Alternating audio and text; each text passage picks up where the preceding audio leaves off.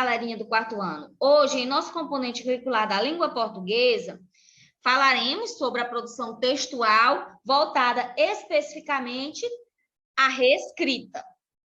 Bem, antes de partirmos diretamente para a reescrita textual, eu vou falar para vocês, relembrá-los, na realidade, das nossas duas linguagens utilizadas na língua portuguesa, linguagem formal e a linguagem informal. Quando falamos com os amigos e familiares, nós utilizamos a linguagem formal. Entretanto, quando estamos em uma reunião, apresentação de trabalhos, ou até mesmo quando a gente escreve um texto, a gente sempre deve utilizar a linguagem formal.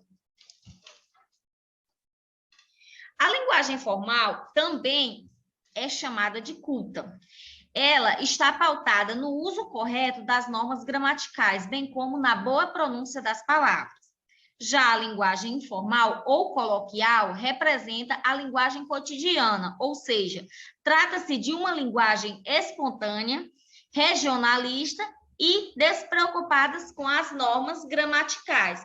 A linguagem formal, gente, é aquela linguagem conforme está descrito no dicionário. Já a linguagem informal, ela é cheia de gírias, de palavras onde cada estado, cada região pronuncia de uma maneira, enfim. Essa linguagem informal é de acordo com o que falamos. A linguagem formal deve ser de acordo com o que escrevemos.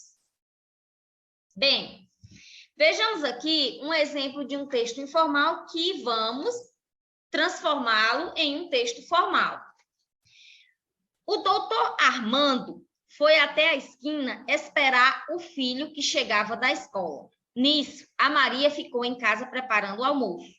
Quando eles chegaram em casa, a Maria estava na cozinha preparando a famosa receita da família Boa pra Caramba, o bolo de fubá cremoso.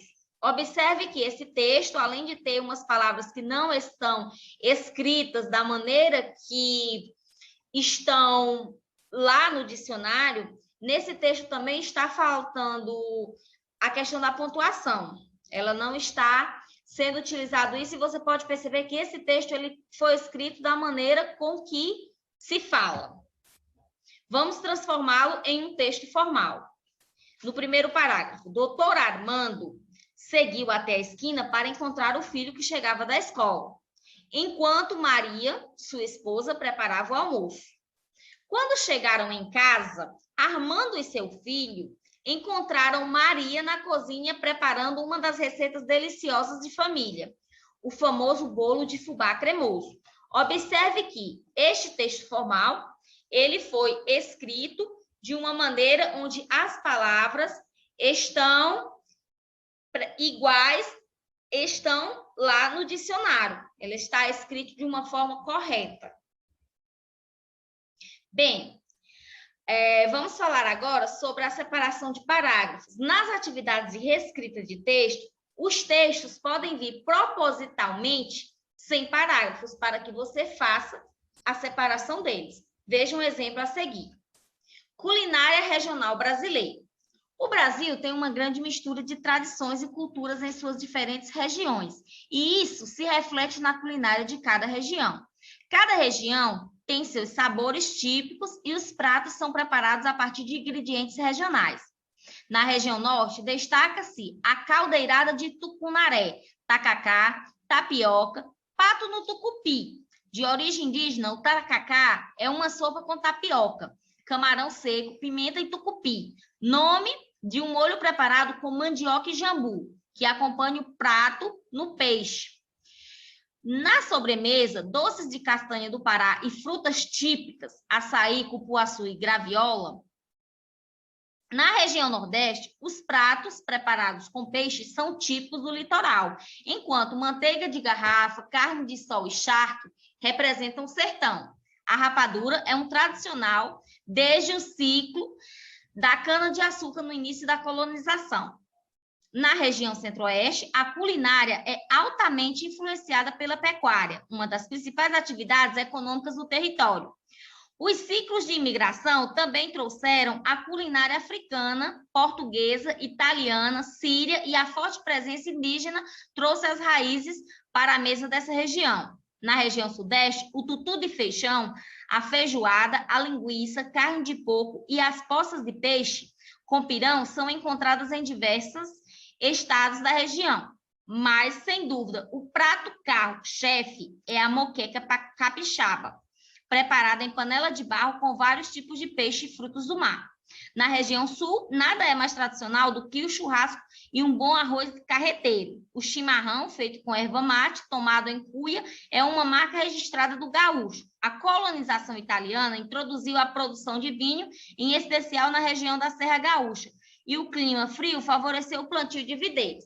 Observe que esse texto ele deveria ser dividido em vários parágrafos, onde seria um parágrafo introdutivo e um parágrafo para cada região, onde ele está o parágrafo introdutivo acerca do que vai falar aquele texto e os outros parágrafos estariam se relacionando às características culinárias regionais de cada região. Então, transformando este texto, que foi escrito assim proposicionalmente, para um texto com a separação de parágrafos, ele ficaria assim. Como falei para vocês, o primeiro parágrafo seria o parágrafo introdutivo, onde diria que o Brasil tem uma grande mistura de tradições e culturas em suas diferentes regiões. E isso se reflete na culinária de cada região. Cada região tem seus sabores típicos e os pratos são preparados a partir de ingredientes regionais. E, na sequência, teria um parágrafo que iria estar falando da região norte, outro parágrafo da região nordeste, outro parágrafo da região centro-oeste, outro parágrafo da região sudeste e outro da região sul. E assim ficaria correta a separação de parágrafos dentro deste texto. Bem, galerinha, eu sempre aconselho vocês a pesquisarem, pois o aluno que estuda é um estudante pesquisador. Pesquise sempre, estude, busque por novas informações, não se limite a essas aulas do vídeo e as aulas do livro didático, os conteúdos que você vê diariamente. Busque, pesquise informações acerca de países, acerca de regiões, acerca do que você vê durante essas aulas. Acompanhe, realize pesquisas na internet, pesquisas em livros e todos os recursos que lhe for disponível. Deixo aqui o meu abraço virtual e até o nosso próximo encontro.